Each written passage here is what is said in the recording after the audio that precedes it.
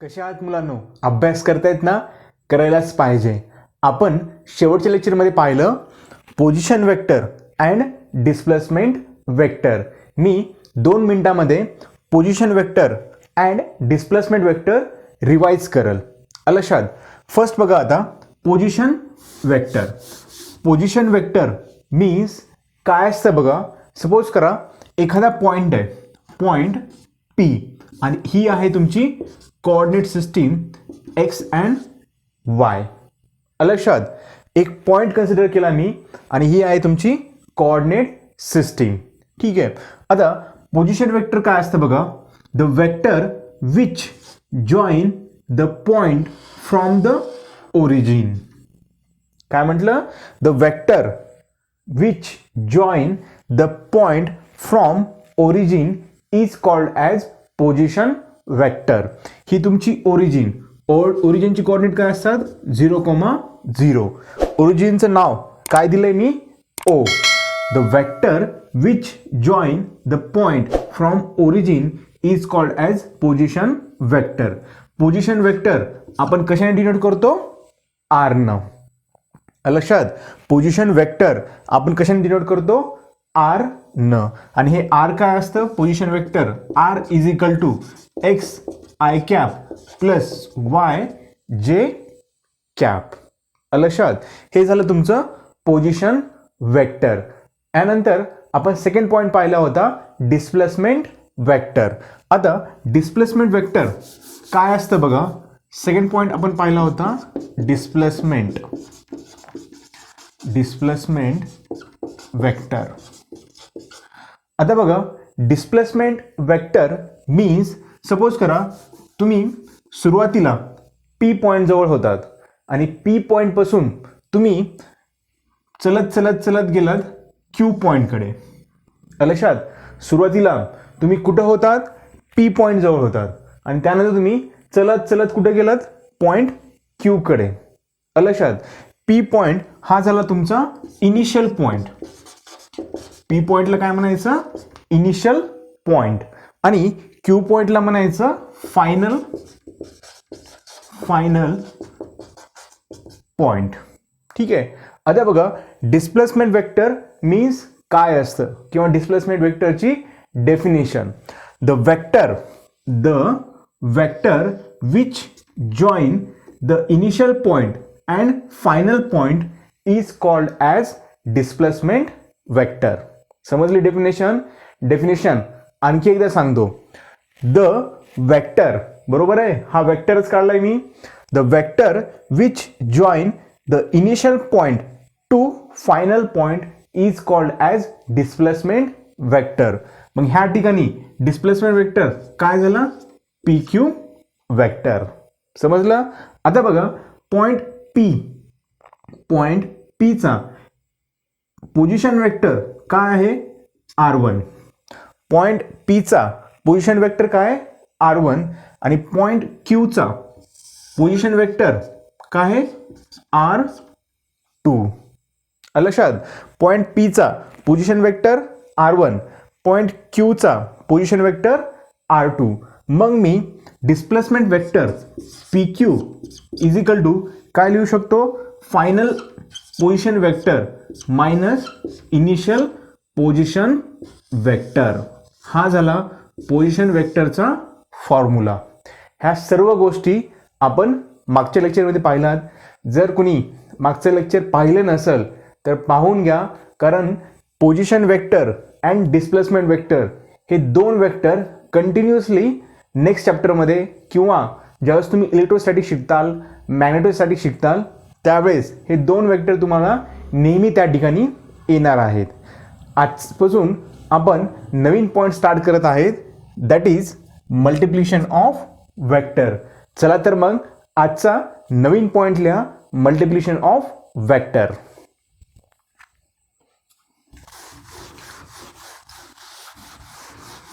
Multiplication of vector. ठीक आहे.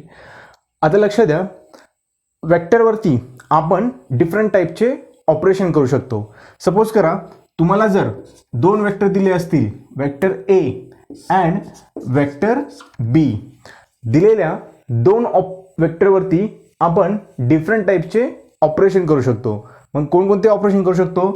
First operation बघितलं होतं आपण ॲडिशन ऑफ वेक्टर. दिलेल्या दोन वेक्टरचं आपण ॲडिशन करू शकतो. मग दिलेल्या दोन वेक्टरचं ॲडिशन करण्यासाठी एकतर आपण ट्रायंगल लॉ यूज करतो किंवा पॅरलोग्राम लॉ यूज करतो किंवा पॉलिगॉन लॉ यूज करतो. एकतर आपण ट्रायंगल लॉ यूज करतो किंवा पॅरलोग्राम लॉ यूज करतो किंवा पॉलिगॉन लॉ यूज करून दिलेल्या दोन वेक्टरचं आपण ॲडिशन करू शकतो. त्यानंतर पाहिलं आपण subtraction of vector. Subtraction of vector. Subtraction करण्यासाठी वेक्टरचं सबट्रॅक्शन करण्यासाठी कुठलीही स्पेशल मेथड नाही आहे. लक्षात, सबट्रॅक्शन करताना आपण दिलेले दोन वेक्टर आपण पॉझिटिव्हच्या फॉर्ममध्ये लिहितो किंवा प्लसच्या फॉर्ममध्ये लिहितो. त्यानंतर ट्रायंगल लॉ किंवा पॅरलोग्राम लॉ यूज करून दिलेल्या दोन वेक्टरचं आपण सबट्रॅक्शन करू शकतो. आजच्या लेक्चरमध्ये आपण पाहणार आहेत दिलेल्या दोन वेक्टरचं मल्टिप्लिकेशन कसं करायचं. समजलं? दिलेल्या दोन वेक्टरचं मल्टिप्लिकेशन कसं केलं जातं किंवा कसं करायला पाहिजे ह्या गोष्टी आपण आजच्या लेक्चरमध्ये पाहणार आहेत. चला तर मग आजचा नवीन पॉईंट टाका, मल्टिप्लिकेशन ऑफ वेक्टर.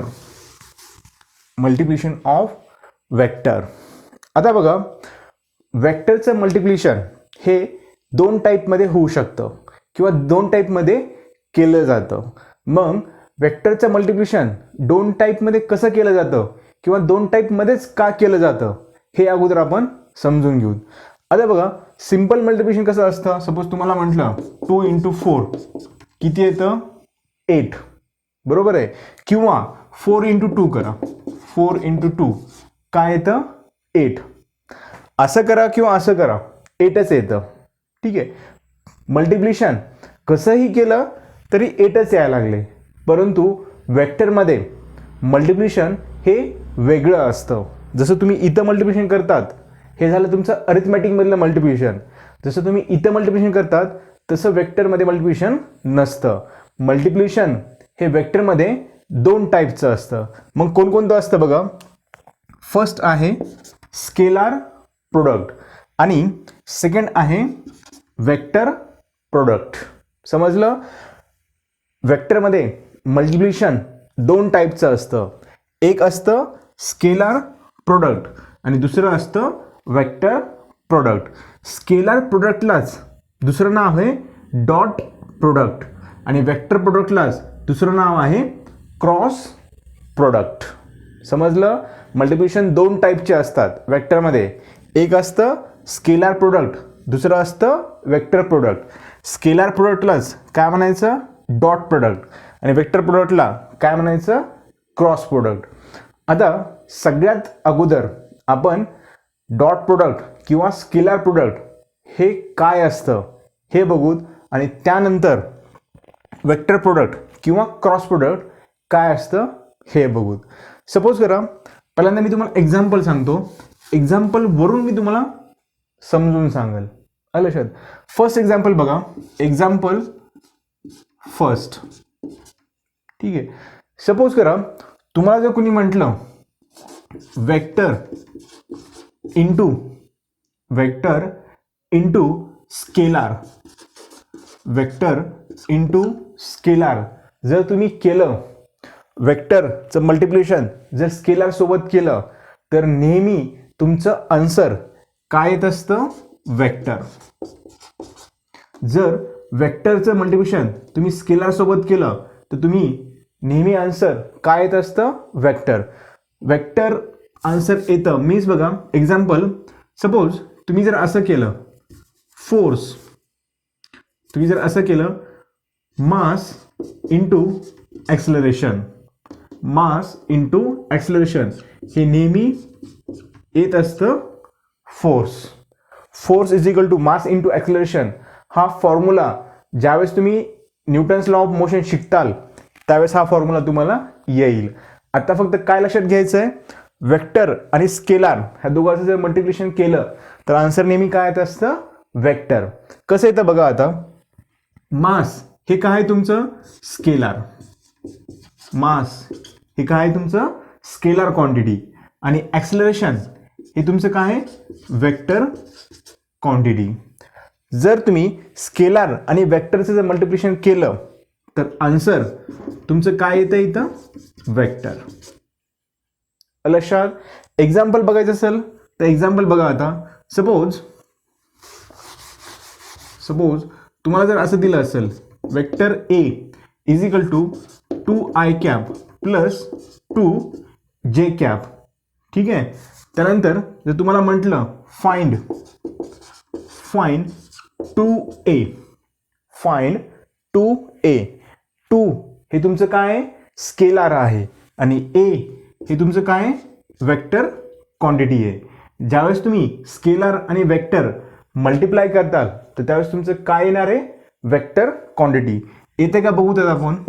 2 हे तुमचं स्केलार आहे इंटू वेक्टर काय आहे तुमचं a vector 2i cap plus 2j cap, म्हणजेच तुमचं आलं हे 2a vector is equal to 4i cap plus 4j cap, 4i cap plus 4j cap. लक्षात. जर तुम्ही स्केलार आणि वेक्टरचं मल्टिप्लिकेशन केलं तर आन्सर नेहमी तुमचं वेक्टर येत असतं. हे झालं तुमचं फर्स्ट एक्झाम्पल. आता सेकंड बघा.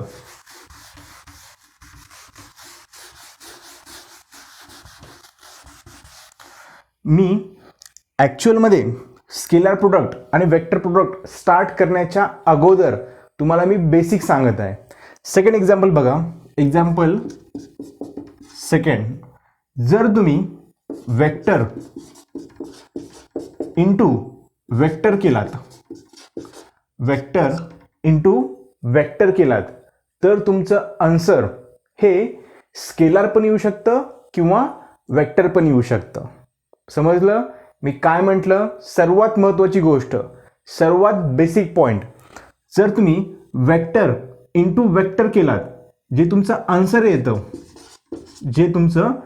येतं, हे आन्सर एक तर तुमचं स्केलार असू शकतं, किंवा आलेलं आन्सर हे तुमचं वेक्टर क्वांटिटी असू शकतं. समजलं. जर तुम्ही वेक्टर इंटू वेक्टर केलात जे तुमचं आन्सर येतं ते एकतर स्केलार क्वांटिटी असू शकतं किंवा वेक्टर क्वांटिटी असू शकतं. एक्झाम्पल घेतो मी. एक्झाम्पल घेतलं की समजून जाईल. सपोज करा तुम्ही जर म्हटलं, की मी काय करतो फोर्स इंटू डिस्प्लेसमेंट करतो, फोर्स इंटू डिस्प्लेसमेंट. ठीक आहे. फोर्स ही वेक्टर क्वांटिटी आहे, डिस्प्लेसमेंट ही पण वेक्टर क्वांटिटी आहे. परंतु ज्यावेळेस मी फोर्स इंटू डिस्प्लेसमेंट करल त्यावेळेस तुमचं आन्सर हे काय येत असतं वर्क. लक्षात. फोर्स इंटू डिस्प्लेसमेंट काय येत असतं वर्क. ठीक आहे. आता बघा फोर्स ही तुमची वेक्टर क्वांटिटी आहे आणि डिस्प्लेसमेंट ही पण तुमची वेक्टर क्वांटिटी आहे. लक्षात. डिस्टन्स ही स्केलर क्वांटिटी आहे आणि डिस्प्लेसमेंट ही तुमची वेक्टर क्वांटिटी असते. डिस्टन्स आणि डिस्प्लेसमेंट हे काय असते हे मी शेवटच्या लेक्चरमध्ये सांगितलं आहे. आता बघा मी वेक्टर इंटू वेक्टर केलं, तुमचं आन्सर काय आलं वर्क. वर्क ही तुमची कशी क्वांटिटी आहे, ही आहे तुमची स्केलार क्वांटिटी, ही आहे तुमची स्केलार क्वांटिटी. ज्यावेळेस तुम्ही दोन वेक्टरचं मल्टिप्लिकेशन करतात आणि तुमची क्वांटिटी ही जर स्केलार क्वांटिटी येत असेल त्यावेळेस ह्या ठिकाणी जे तुम्ही मल्टिप्लिकेशनचे साइन यूज करतात ते साइन काय यूज केलं जातं डॉट. समजलं. म्हणजेच ह्याला मी असं लिहील force dot displacement is equal to work. लक्षात, जर दोन वेक्टरचं मल्टिप्लिकेशन जर स्केलार येत असेल तर ह्या ठिकाणी जे मी ऑपरेटर यूज करतोय ते मी कोणतं यूज करेल, डॉट. समजलं. आता बघा वेक्टर, आता बघा वेक्टर प्रोडक्ट काय असतं. ठीक आहे, सपोज करा, हे मी कट करतो. सपोज करा की तुम्ही एक घेतली वेक्टर क्वांटिटी फोर्स आणि दुसरी घेतली displacement, means perpendicular displacement. Perpendicular displacement ज्यावेळेस तुम्ही दोन वेक्टर क्वांटिटीचं मल्टिप्लिकेशन करतात आणि त्यावेळेस जर तुमचं आन्सर हे जर वेक्टर क्वांटिटी येत असेल, work is equal to force into displacement होतं. ह्या ठिकाणी बघा force into perpendicular displacement is equal to काय आलंय, टॉर्क.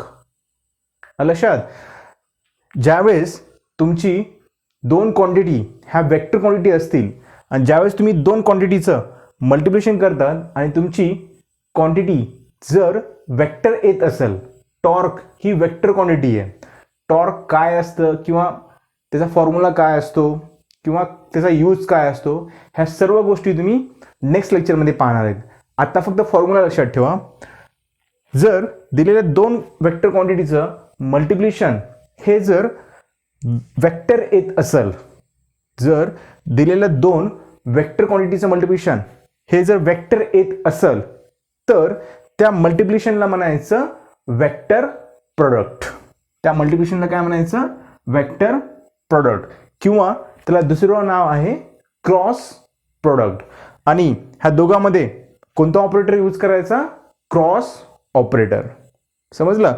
इथं पण मल्टिप्लिकेशन होतं परंतु ह्या मल्टिप्लिकेशनचा रिझल्ट काय येत होता, स्केलार येत होता. ठीक आहे, म्हणून हे जे क्रॉस होतं त्या ठिकाणी मी कोणतं ऑपरेटर यूज केलं, डॉट ऑपरेटर. आणि ज्यावेळेस मी दोन वेक्टरचं मल्टिप्लिकेशन करल आणि तुमचं आन्सर हे जर वेक्टर येत असेल, टॉर्क ही कशी क्वांटिटी तुमची, वेक्टर. फोर्स ही तुमची कशी क्वांटिटी आहे, वेक्टर.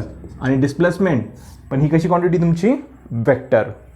जर दोन वेक्टरचं मल्टिप्लिकेशन जर वेक्टर येत असेल तर त्या मल्टिप्लिकेशनला म्हणायचं स्केलार प्रोडक्ट. दोन वेक्टरचं मल्टिप्लिकेशन जर स्केलार येत असेल तर त्या मल्टिप्लिकेशनला म्हणायचं स्केलार प्रोडक्ट किंवा डॉट प्रोडक्ट. समजलं.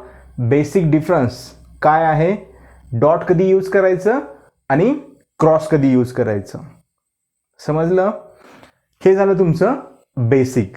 आजच्या लेक्चरचं किंवा ह्याच्यानंतरच्या लेक्चरचं हे झालं तुमचं बेसिक. समजलं. आता आजच्या लेक्चरमध्ये मी तुम्हाला फक्त स्केलार प्रोडक्ट शिकवल, स्केलार प्रोडक्ट शिकवल. त्यावरती एक्झाम्पल घेईल. जे काही एक्झाम्पल JEE आले असतील किंवा नीटमध्ये आलेले असतील ते सर्व एक्झाम्पल आजच्या लेक्चरमध्ये कव्हर होतील. आणि ह्यानंतरच्या लेक्चरमध्ये तुमचं मी वेक्टर प्रोडक्ट कव्हर कराल. समजलं. आणखी एकदा सांगतो, जर समजलं नसेल तर एकदा रिपीट करतो. जर तुम्ही दोन वेक्टरचं मल्टिप्लिकेशन केलं, जर तुम्ही दोन वेक्टरचं मल्टिप्लिकेशन केलं आणि तुमचं आन्सर हे जर स्केलार आलं, दोन वेक्टरचं मल्टिप्लिकेशन केल्यानंतर तुमचं आन्सर हे जर स्केलार आलं तर त्या मल्टिप्लिकेशनला म्हणायचं स्केलार प्रोडक्ट किंवा dot product. Example, force vector आहे, मल्टिप्लाय केला डिस्प्लेसमेंट वेक्टर सोबत, तुमचं आन्सर काय आलं, वर्क. वर्क कसं आहे, स्केलार क्वांटिटी. जर दोन वेक्टरचं मल्टिप्लिकेशन केलात आणि आन्सर हे जर तुमचं वेक्टर आलं तर त्या मल्टिप्लिकेशनला म्हणायचं वेक्टर प्रोडक्ट. ठीक आहे. Example, force into perpendicular displacement. ह्या दोघांचं ज्यावेळेस तुम्ही मल्टिप्लिकेशन करताल त्यावेळेस तुमचं आन्सर काय येतं, वेक्टर प्रोडक्ट. ह्या दोघांचं मल्टिप्लिकेशन केल्यानंतर काय येतं, टॉर्क. आणि टॉर्क हे कसं आहे, वेक्टर प्रोडक्ट. समजलं. कन्सेप्ट थोडी हार्ड आहे परंतु एकदा तुम्ही समजलात की एकदम क्लिअर होऊन जाईल. समजलं. चला तर मग आजचा फर्स्ट पॉइंट लिहा, स्केलार प्रोडक्ट और डॉट प्रोडक्ट. फर्स्ट मी तुम्हाला दोन्हीचे फॉर्म्युले सांगेल. बेसिक फॉर्म्युले आहेत, एकदम सोपे आहेत. फॉर्म्युले काय आहेत बघा. Scalar product vector A dot vector B is equal to mod of A and mod of B into cos theta. स्केलर प्रोडक्टचा फॉर्म्युला काय, vector A dot vector B is equal to mod A into mod B cos theta. त्यानंतर vector प्रोडक्टचा formula काय आहे बघा. जर तुम्हाला दोन वेक्टर दिले असतील तर त्या दोन वेक्टरचं ज्यावेळेस तुम्ही वेक्टर प्रोडक्ट घेताल त्यावेळेस फॉर्म्युला काय असेल, mod A mod B sine theta n cap. आता इथं एन कॅप कशासाठी लावलंय बघा. एन कॅपचा मिनिंग काय आहे. आता बघा, ज्यावेळेस तुम्ही दोन वेक्टर प्रोडक्टचं डॉट प्रोडक्ट घेताल, ज्यावेळेस तुम्ही दोन वेक्टर प्रोडक्टचा डॉट प्रोडक्ट घेताल, इथे काय लिहावं लागेल मला आता, डॉट. ज्यावेळेस तुम्ही दोन वेक्टर प्रोडक्टचा डॉट प्रोडक्ट घेताल, आन्सर तुमचं काय येत आहे, स्केलार क्वांटिटी.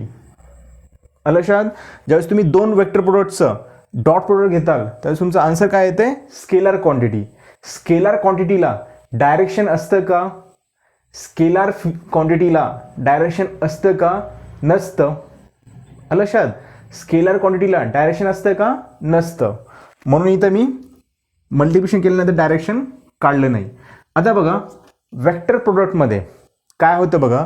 ज्यावेळेस तुम्ही दोन वेक्टरचं मल्टिप्लिकेशन करताल, ज्यावेळेस तुम्ही दोन वेक्टरचं मल्टिप्लिकेशन करताल आणि तुमचं आन्सर हे जर वेक्टर येत असेल, दोन वेक्टरचं मल्टिप्लिकेशन केल्यानंतर तुमचं आन्सर जर वेक्टर येत असेल तर वेक्टरला नेहमी डायरेक्शन असते, बरोबर आहे.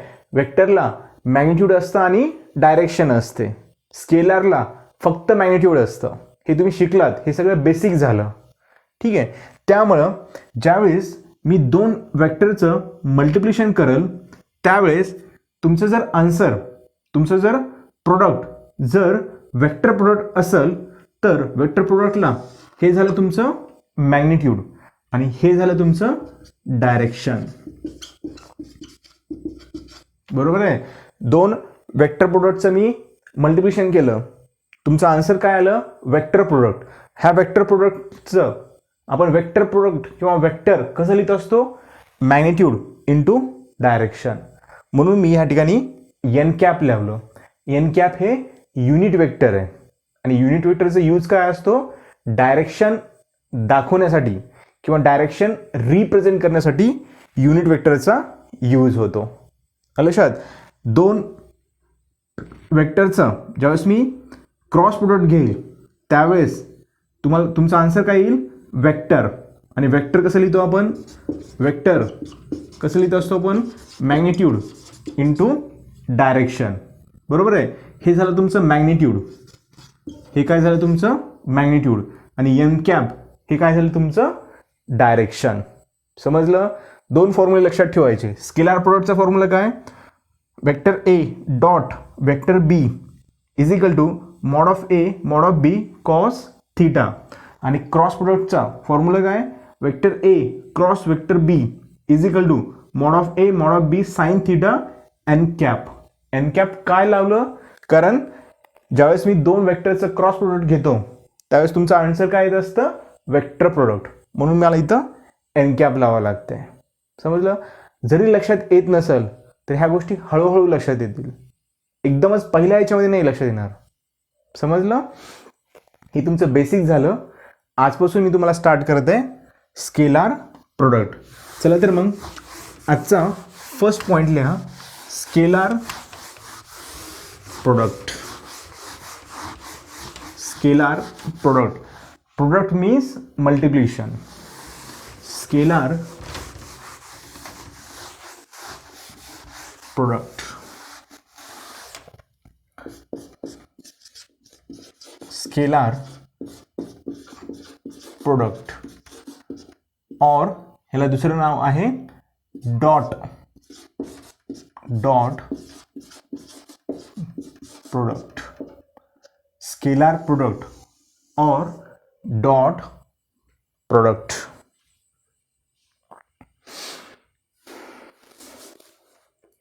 आता बघा, सपोज करा तुम्हाला दोन वेक्टर दिले असतील, वेक्टर ए अँड वेक्टर बी.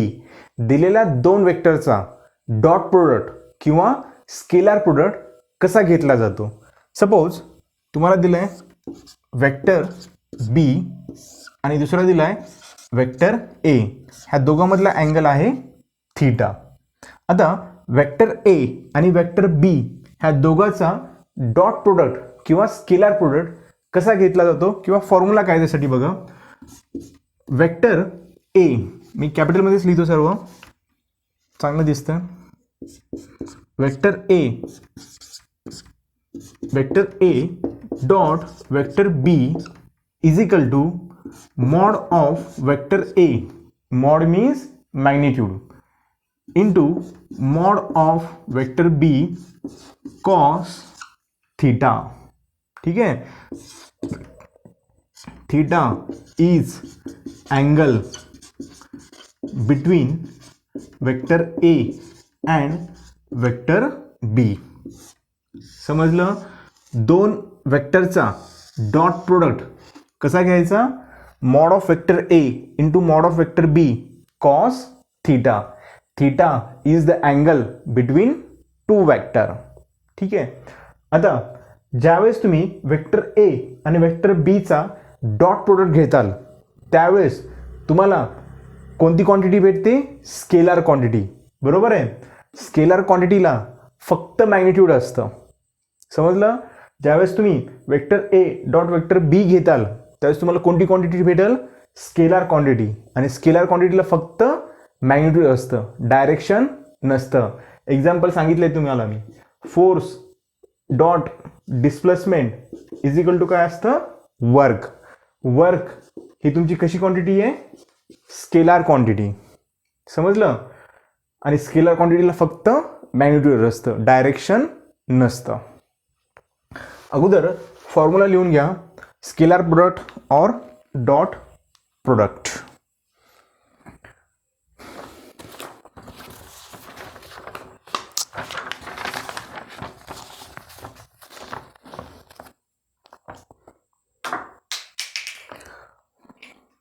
ठीक आहे.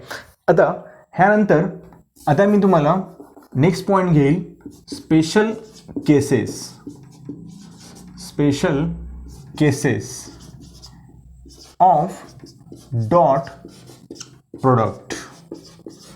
Special cases of dot product. पहिली केस लिहा, केस फर्स्ट. केस फर्स्ट. नेक्स्ट पॉइंट लिहा आता, special cases of dot product. पहिली केस लिहा,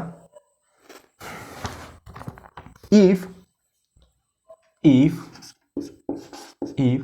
vector A and vector B are, if given vector करा, if given vector जरा सोपं वाटेल तुम्हाला. if given vector vector A and vector B are parallel to each other, parallel to each other. If given vector A and B are parallel to each other, जर तुम्हाला दिलेले दोन vector हे एकमेकाशी पॅरलल असतील तर. पॅरलल मीन्स समजता. आता सपोज हा वेक्टर ए आहे आणि हा आहे वेक्टर बी. दिलेले दोन वेक्टर जर पॅरलल असतील तर त्या दोन वेक्टर मधला अँगल किती डिग्री असतो, 0 डिग्री. ठीक आहे. If given vector A and B are parallel to each other, then दोघांमधला डॉट प्रोडक्ट काय येतो, देन दोघांमधला डॉट प्रोडक्ट काय येतो. ठीक आहे. काय येतो बघा. आता वेक्टर ए डॉट वेक्टर बी काय लिहिलं आता मी, mod A into mod B cos theta. बरोबर आहे. दोघांमधल्या डॉट प्रोडक्टचा फॉर्म्युला लिहिला मी. आता बघा काय येतं. आता vector A dot vector B mod of A into mod of B cos 0. थीटाची व्हॅल्यू किती आहे, 0. कॉस 0 काय होतं 1 होतं. मीन्स हे काय येईल मग mod A into mod B. Hence वाटलं इथे लिहा आता. Hence vector A dot vector B is equal to mod A mod B किंवा डायरेक्टली असं लिहून घ्या. लक्षात जर दिलेले दोन वेक्टर जर पॅरलल असतील तर त्या दोन वेक्टरचा डॉट प्रोडक्ट हा काय येतो mod of A into mod of B. समजलं. ही झाली तुमची फर्स्ट केस. आता लिहा second case. Case second. If given vector A and B are anti parallel. Anti anti नाही anti anti parallel to each other. If given vector are anti-parallel to each other. Suppose तुम्हाला दोन vector दिलेत vector A and vector बी. ज्यावेळेस vector A and vector B हे anti parallel असतील. Anti parallel means एकमेकाच्या विरुद्ध दिशेमध्ये. समजलं. त्यावेळेस दोघांमधला अँगल किती डिग्री असतो 180 डिग्री. ठीक आहे.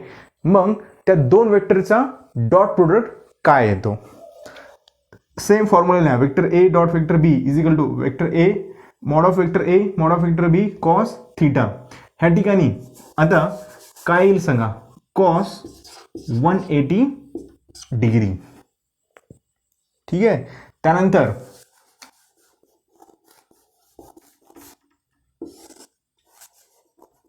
काय येईल मग वेक्टर ए डॉट वेक्टर बी काय येतं आन्सर कॉस 180 डिग्री. कॉस 180 डिग्रीची व्हॅल्यू किती असते -1. समजलं. मग इथं काय येईल vector A dot vector B. Hence vector A dot vector B is equal to vector A vector B into -1 means minus of vector A into vector B. हे असेल डॉट प्रोडक्ट ज्यावेळेस दिलेले दोन वेक्टर हे अँटी पॅरलल असतील. समजलं. दिलेले दोन वेक्टर जर पॅरलल असतील तर त्या दोघांमधला डॉट प्रोडक्ट हा नेहमी काय येतो mod of vector a into mod of vector b. Second केसमध्ये पाहिलं आपण दिलेले दोन वेक्टर हे जर अँटी पॅरलल असतील तर त्या दोन वेक्टर मधला डॉट प्रोडक्ट काय असतो minus of vector A into minus of vector B. आता लिहा थर्ड केस शेवटची case. Case third. Case number third.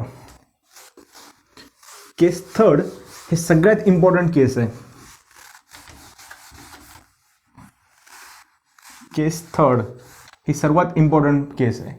If given vector are perpendicular to each other. If given vector are perpendicular to each other. Very important case करा. ठीक आहे. ह्याच केसवरती नीटमध्ये JEE मध्ये प्रॉब्लेम्स येतात. If given vector are perpendicular to each other. जर दिलेले दोन वेक्टर सपोज करा हा आहे वेक्टर ए आणि दुसरा आहे वेक्टर बी. जर दिलेले दोन वेक्टर हे जर परपेंडिक्युलर टू इच अदर असतील तर त्यांचा डॉट प्रोडक्ट काय येतो हे आपल्याला फाइंड आउट करायचं आहे. परपेंडिक्युलर असतील मीन्स त्या दोघांमधला अँगल किती डिग्री असतो 90 डिग्री. मग ह्या दोघांमधला डॉट प्रोडक्ट काय येतो बघा. आता वेक्टर ए डॉट वेक्टर बी. फॉर्म्युला काय आपला फॉर्म्युला आपला लिहून घ्यायचा गपचिप कॉस थीटा. बरोबर आहे. थीटाची व्हॅल्यू किती दिली तुम्हाला 90 degree. Vector A dot vector B is equal to vector A dot vector B is equal to mod of vector A mod of vector B cos 90 degree. ठीक आहे. कॉस 90 ची value किती असते मग कॉस 90 डिग्रीची व्हॅल्यू किती असते 0 means vector A, hence vector A dot vector B is equal to 0. लक्षात काय केलं मी ते समजलं. जर दिलेले दोन वेक्टर हे परपेंडिक्युलर टू इच अदर असतील त्यावेळेस त्या दोन वेक्टरचा डॉट प्रोडक्ट हा नेहमी किती येत असतो 0. समजलं. आणखी एकदा सांगतो. थर्ड केस काय आहे बघा. जर तुम्हाला दोन वेक्टर दिले असतील वेक्टर ए अँड वेक्टर बी, जर दिलेले दोन वेक्टर हे जर परपेंडिक्युलर असतील एकमेकाशी परपेंडिक्युलर असतील मीन्स दोघांमधला अँगल किती असतो 90 डिग्री.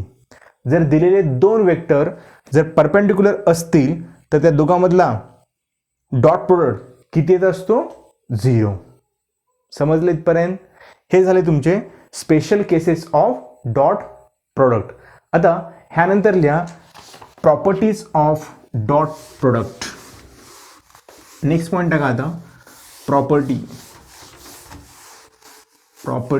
Of dot product. काय काय प्रॉपर्टीज आहेत ते बघणार आहेत आता आपण. हा फॉर्म्युला असाच राहू द्या. ठीक आहे. इकडे जागा आहे आपल्याला लिहू शकतो आपण. नेक्स्ट पॉइंट टाका आता property of dot product. Dot small काढतो आता डॉट प्रोडक्ट. नेक्स्ट पॉइंट टाका आता property of dot product.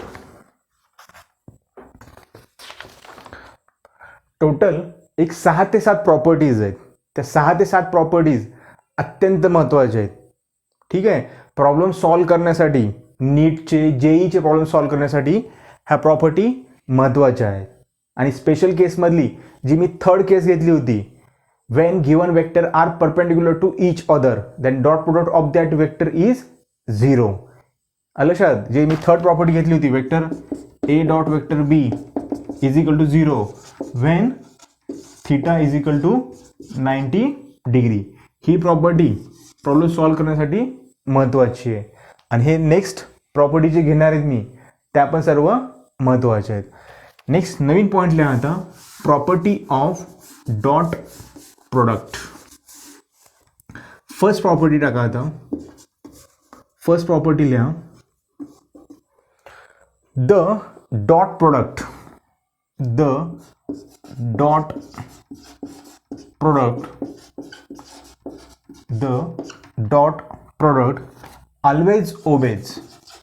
always obeys commutative law. Always obey commutative law. The dot product always obeys commutative law.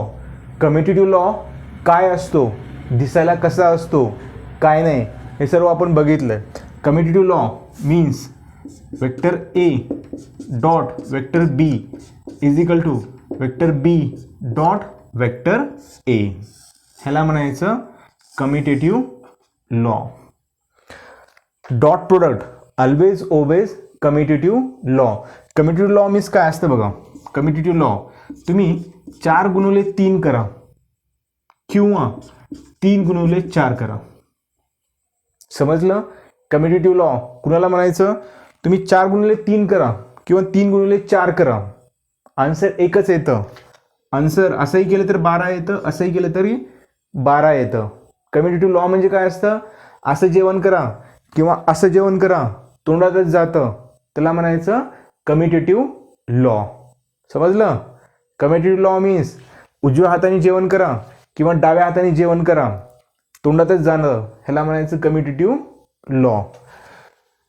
आता बघा काय म्हटले बघा, the dot product always obeys commutative law. Dot product तुम्ही A vector dot B vector घ्या किंवा B vector dot A vector घ्या, नेहमी दोघांचं आन्सर सारखंच येतं.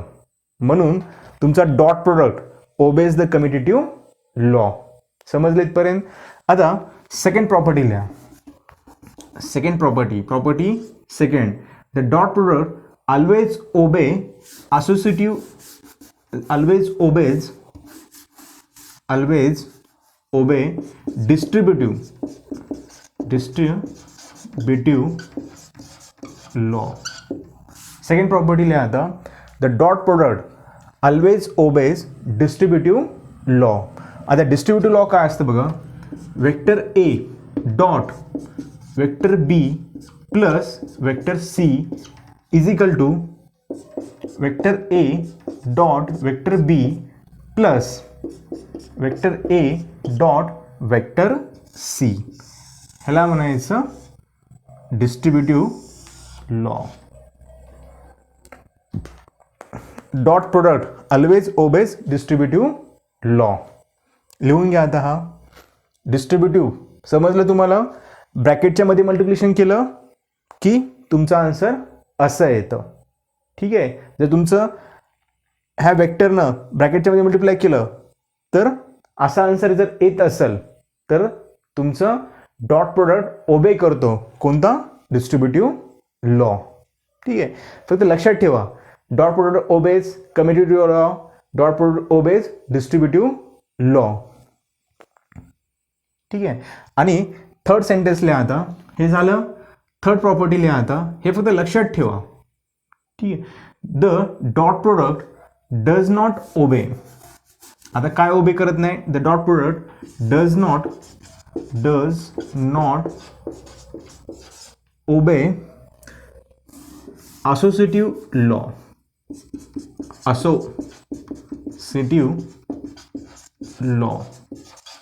Dot product does not obey associative law. हे सेंटेन्स फक्त लक्षात ठेवा. Dot product obeys commutative law and distributive law but does not obey associative law. हे पहिले 3 सेंटेन्स लक्षात ठेवा, कारण ह्या 3 सेंटेन्सवरती एकदा जेई मध्ये विचारलंय की डॉट प्रोडक्ट कोणता लॉ ओबे करत नाही. कोणता लॉ ओबे करत नाही, असोसिएटिव्ह लॉ. समजलं. 3 पर्यंत लिहून घ्या. चौथी प्रॉपर्टी आता महत्वाची आहे.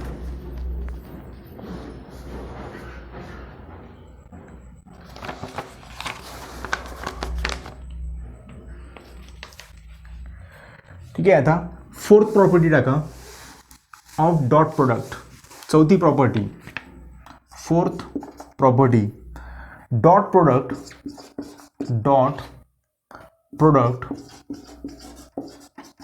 Of self dot product of vector itself dot product of vector itself gives square of magnitude.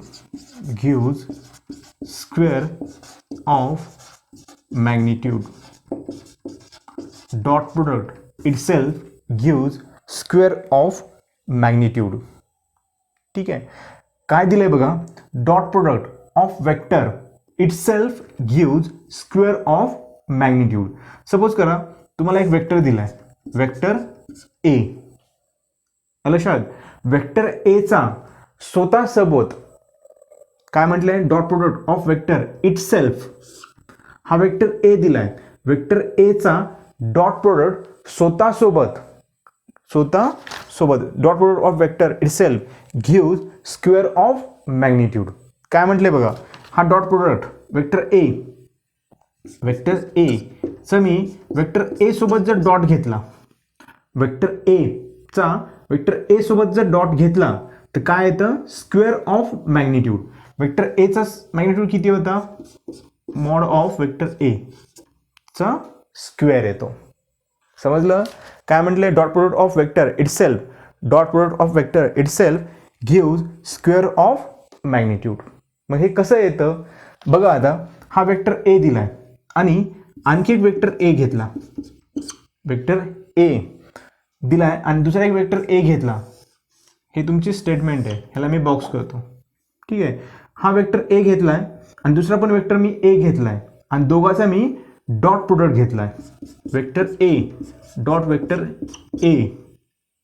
ह्या ठिकाणी काय होतं, वेक्टर ए दिलता, वेक्टर बी दिलता, परंतु तुम्हाला जर दोन वेक्टर सारखे दिले असतील तर त्यांचा डॉट प्रोडक्ट काय असतो, स्क्वेअर ऑफ मॅग्निट्यूड. हे मी प्रूफ करून दाखवतो. आता बघा, vector A mod of vector A into mod of vector B cos 0 degree. आता थीटा इज इक्वल टू किंवा असं लिहा, आता ज्यावेळेस तुम्ही वेक्टर ए आणि वेक्टर बी जर घेत असताल तर दोघांमधला अँगल किती असतो होता, 0 डिग्री. बरोबर आहे, दोघांमधला अँगल किती आहे, 0 डिग्री. मग ह्या वेक्टरचा ज्यावेळेस तुम्ही डॉट प्रोडक्ट घेताल, वेक्टर ए डॉट वेक्टर बी, तर काय येतं बघा, mod of vector A into mod of vector A into cos 0 degree. बरोबर आहे. मग कॉस 0ची व्हॅल्यू किती येते, 1. म्हणजेच हे काय झालं, mod of vector A into mod of vector A. Mod of vector A into mod of vector ए काय येतं, मॉड ऑफ वेक्टर एचा स्क्वेअर. बरोबर आहे. Dot product of vector itself gives square of magnitude. समजलं. आता लिहा पाचवी property, fifth property, 5 number.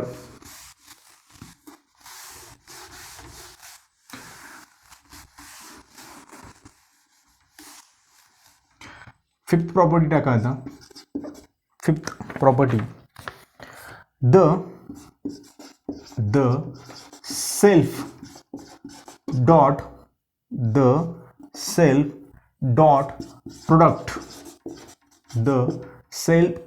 Product of unit vector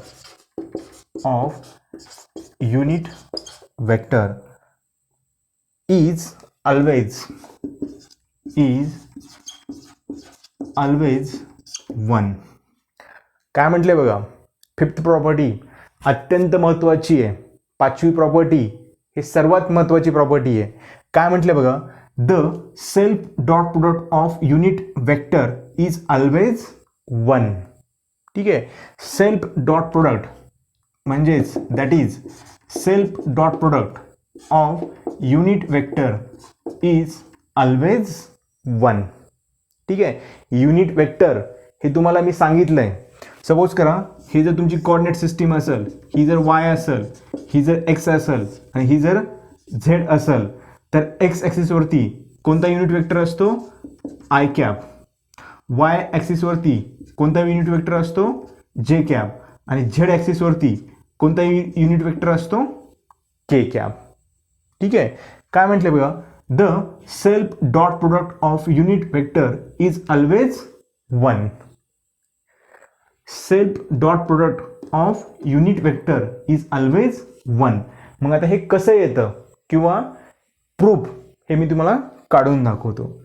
हे झालं तुमचं स्टेटमेंट किंवा प्रॉपर्टी. हे झालं तुमचं स्टेटमेंट किंवा प्रॉपर्टी. आता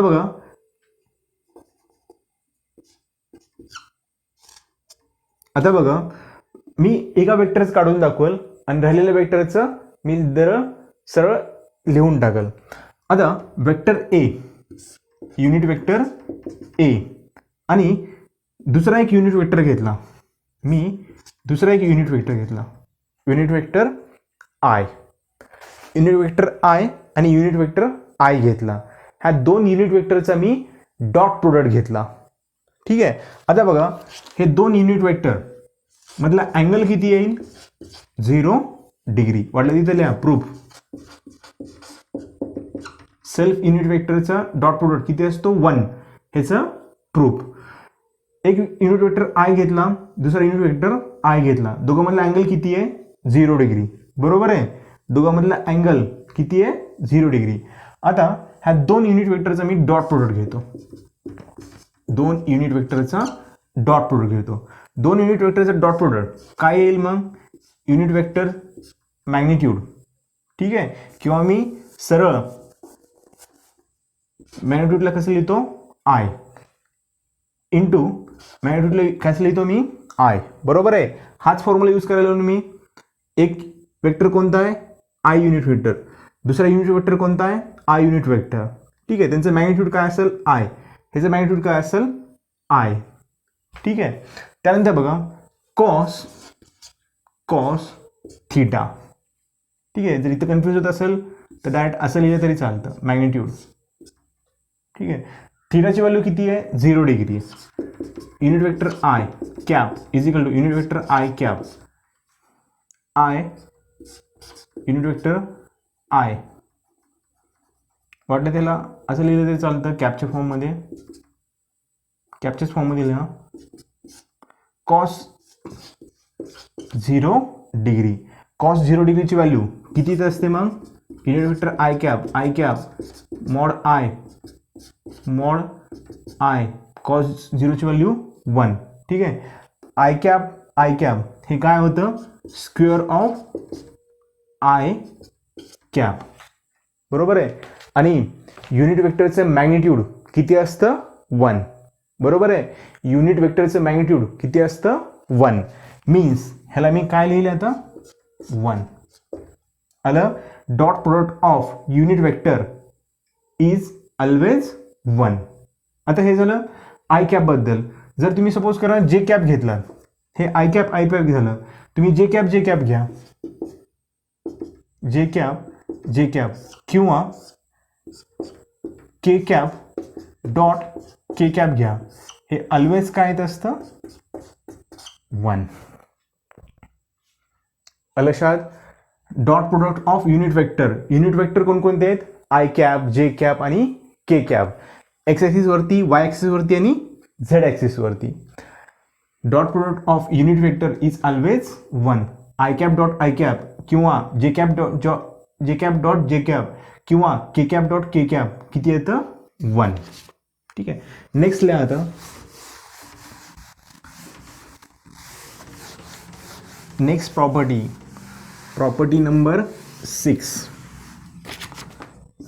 number 6. Dot product of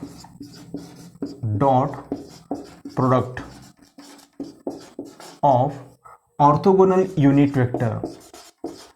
dot product of orthogonal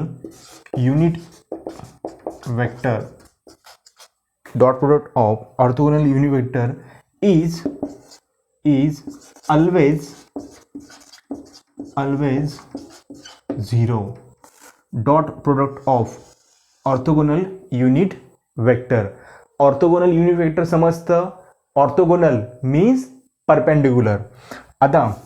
आत्ताच मी काढलं होतं, हे तुमचं एक्स ॲक्सिस वरती कोणता युनिट वेक्टर? I cap. हा तुमचा वाय ॲक्सिस वरती कोणता युनिट वेक्टर? जे कॅप. हा तुमचा झेड ॲक्सिस वरती कोणता युनिट वेक्टर? के कॅप. ठीक आहे, आता बघा, orthogonal means perpendicular. Orthogonal unit vector is always 0. Means that is i cap dot जे cap is equal to j cap dot K cap is equal to k cap dot I cap is always 0. बरोबर आहे. I cap हा orthogonal आहे, perpendicular कुणासोबत? J cap सोबत. किंवा J cap perpendicular आहे कुणासोबत? के cap सोबत. के कॅप परपेंडिक्युलर आहे कुणासोबत? आय कॅप सोबत. ठीक आहे, orthogonal unit vector are always 0. ह्याचं प्रूफ बघा आता. प्रूफ आता बघा, मी I cap unit vector dot जे कॅप युनिट वेक्टर घेतो is equal to formula 2 dot प्रोडक्टचा. 2 वेक्टर ज्यावेळेस तुम्ही डॉट करतात त्यावेळेस त्यांचा फॉर्म्युला काय येतो? Mod of I cap into mod of J cap into cos theta. लक्षात. आता बघा, 2 युनिट वेक्टरमधला अँगल किती आहे? 90 डिग्री. ऑर्थोगोनल मीन्स एकमेकाशी परपेंडिक्युलर. आणि एकमेकाशी ज्यावेळेस परपेंडिक्युलर असतील आय वेक्टर आणि जे वेक्टर, ह्या दोघांमधला अँगल किती असेल? 90 degree. Here theta is equal to 90 degree. Hence i cap dot जे cap is equal to mod i cap mod j cap cos 90 degree. आणि कॉस 90 डिग्री काय असतं? नेहमी 0.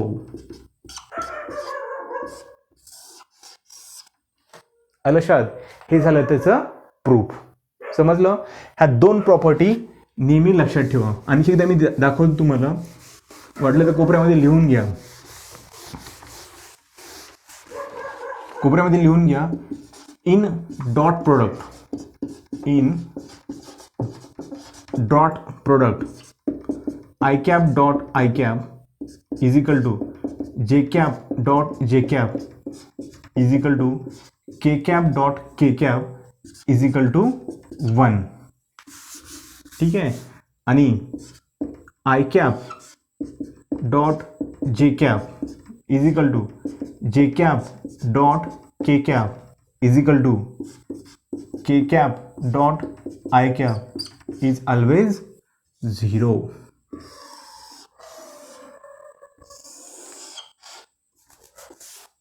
हे दोन प्रॉपर्टी सर्वात महत्त्वाच्या आहेत. लक्षात? प्रॉब्लेम सॉल्व्ह करण्यासाठी ह्या दोन प्रॉपर्टी अत्यंत महत्त्वाच्या आहेत. डॉट प्रोडक्टमध्ये I cap J cap K cap काय असतं? 1. आणि आय कॅप जे कॅप हे सर्व 0 असतं. ठीक आहे. हे लिहून घ्या अगोदर, महत्त्वाची प्रॉपर्टी आहे.